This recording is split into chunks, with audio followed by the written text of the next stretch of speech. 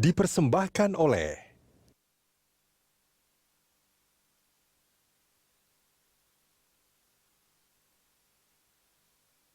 dan didukung oleh.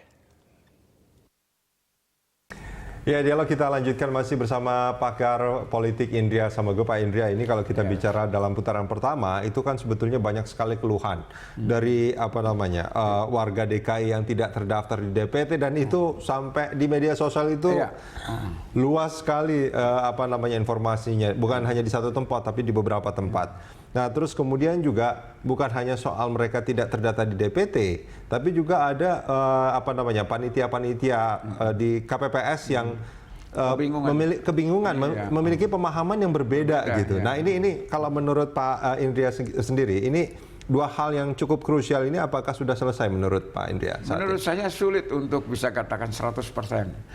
Zero accident ini susah. Karena ya ada persoalan. Saya hargai Mas Sumarno dan kawan-kawan sudah all out. Tapi berapa orang dia pada level DKI, provinsi sampai ke kota gitu. Berapa orang untuk mendatangi warga Jakarta yang punya hak tinggal di tempat yang bukan main macam-macamnya. Kalau tempatnya yang settle di apartemen, rumah-rumah, ini mudah, main telepon saja. Tapi banyak kan yang di gang-gang sempit gitu ya. Itulah keluhannya. Jadi apa yang disebut DPT, daftar pemilih tetap, itu tetap tidak tetap. Tetap tidak tetap saja. Open to be changed, gitu kan, terbuka untuk diubah.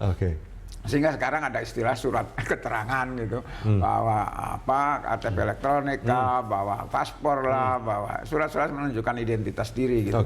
Tapi ini pun harus dikaitkan atau menimbulkan persoalan karena banyak warga yang tidak ngerti. Yang penting asal surat, kemudian datang ke banyak TPS. Yang berpikiran seperti itu. Iya, ke TPS, kemudian panitia di TPS itu tidak punya pemahaman yang sama. Ada yang memperbolehkan, misalnya saya milih di tempat mana saja, tempat saya pergi, lagi ada urusan kantor dan segala macam misalnya kan, langsung diterima. Tapi ada orang lain nggak diterima. Itu yang menarik. Nah, ini kita akan coba tanyakan langsung sama Pak Siddiq.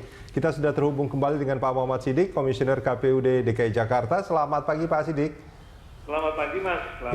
Pak Siddiq, terima kasih sudah bergabung bersama kami. Ada Pak Indria Samego juga di sini. Ini kalau kita bicara soal pilkada putaran kedua ini, Pak, kemarin kan banyak keluhan dari masyarakat. Apakah ini sudah selesai, Pak?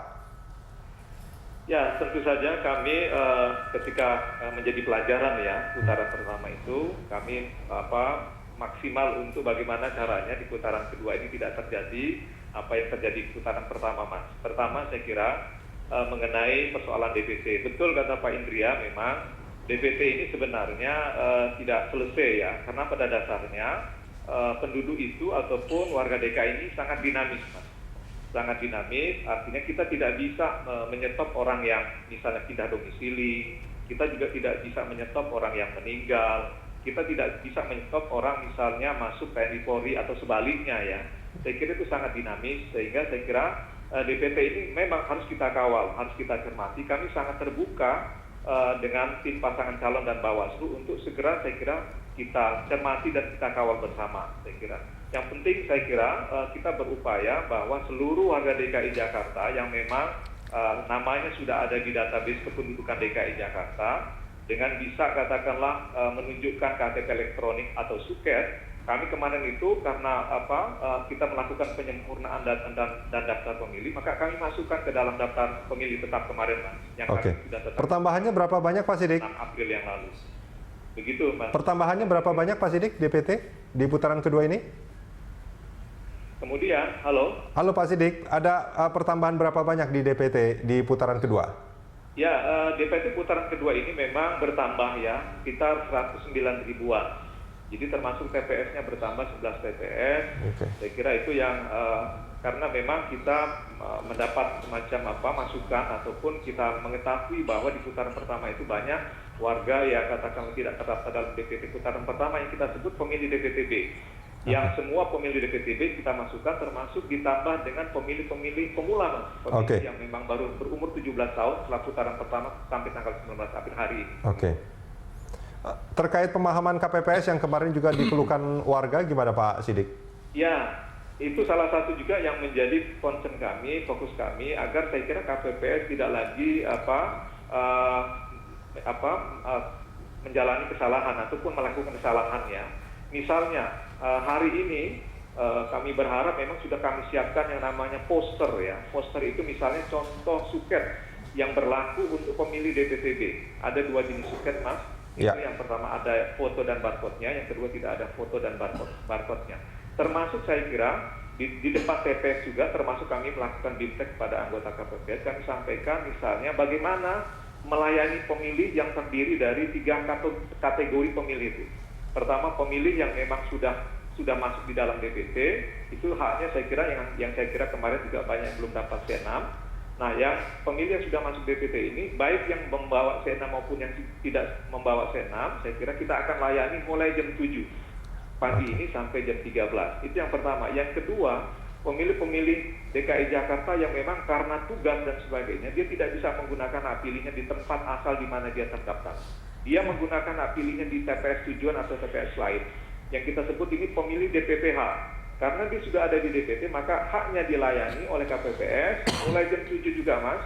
Jam 7 sampai jam 13. Yang terakhir ini, yang saya kira yang harus kita pahami adalah yang terakhir ini adalah warga DKI Jakarta yang masuk dalam kategori pemilih DPTB. Pemilih DPTB ini adalah pemilih yang memang tidak terdaftar di dalam DPT.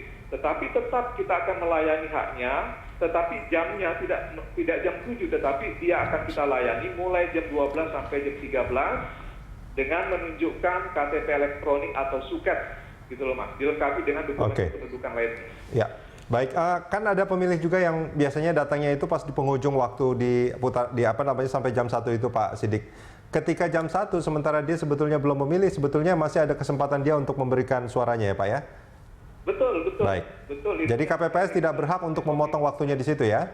Ya, betul. Selama surat suaranya masih ada, kita persilahkan untuk dilayani hak pilih sampai surat suaranya habis. Walaupun sudah melewati jam 1 siang, Mas. Mau sampai jam 2, jam 3 silakan saja. Baik Pak Muhammad Sidik, terima kasih banyak Pak sudah bergabung bersama kami di Dialog Pagi hari ini. Dan kami akan melanjutkan dialog ini setelah news update beberapa saat lagi.